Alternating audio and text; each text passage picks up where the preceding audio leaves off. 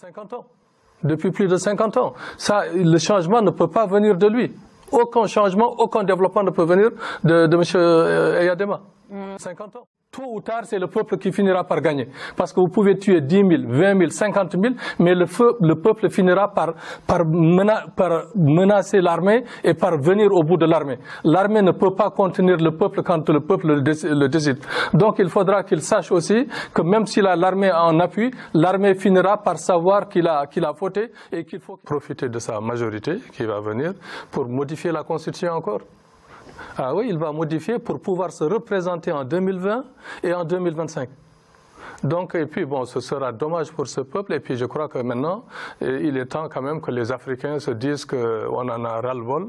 Et puis il faudra que tous ces pays, tous ces dirigeants dégagent. Parce qu'ils n'ont pas fait bouger leur pays, ils n'ont pas fait bouger le continent. Ils sont en train, avec la corruption, ils sont en train de malmener les populations civiles. Les gens se paupérisent davantage. Et puis il n'y a pas de soins, il n'y a pas d'infrastructures. L'éducation est défaillante. Donc c'est tout qui va à volo. Donc les Africains aussi ont besoin de vivre, ils en ont la capacité, les intellectuels africains le veulent, le peuple africain le veut, on a besoin de changement. Et puis ce changement ne peut pas venir d'un monsieur qui est là avec son papa depuis plus de 50 ans. Depuis plus de 50 ans. Ça, le changement ne peut pas venir de lui. Aucun changement, aucun développement ne peut venir de M. Eyadema. 50 ans. Depuis plus de 50 ans. Ça, le changement ne peut pas venir de lui. Aucun changement, aucun développement ne peut venir de M.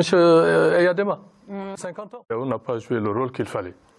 La CEDEAO aurait pu menacer et puis d'ailleurs dire à Faure Gnassingbé certaines choses, pas en coulisses, mais généralement à huis clos.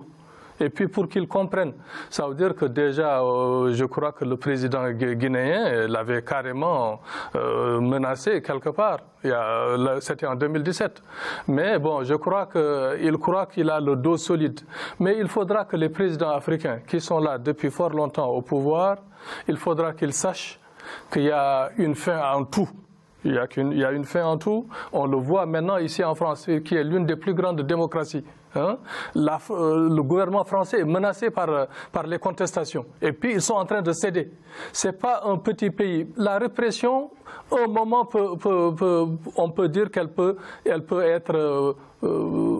sévir et puis on peut la comprendre ou bien dire qu'elle peut régner.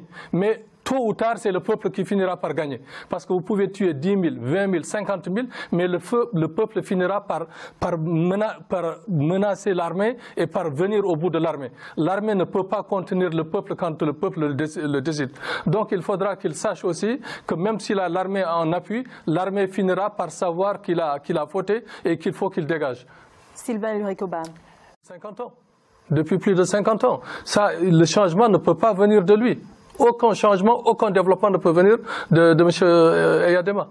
50 ans. Tôt ou tard, c'est le peuple qui finira par gagner. Parce que vous pouvez tuer 10 000, 20 000, 50 000, mais le peuple finira par menacer l'armée et par venir au bout de l'armée. L'armée ne peut pas contenir le peuple quand le peuple le décide.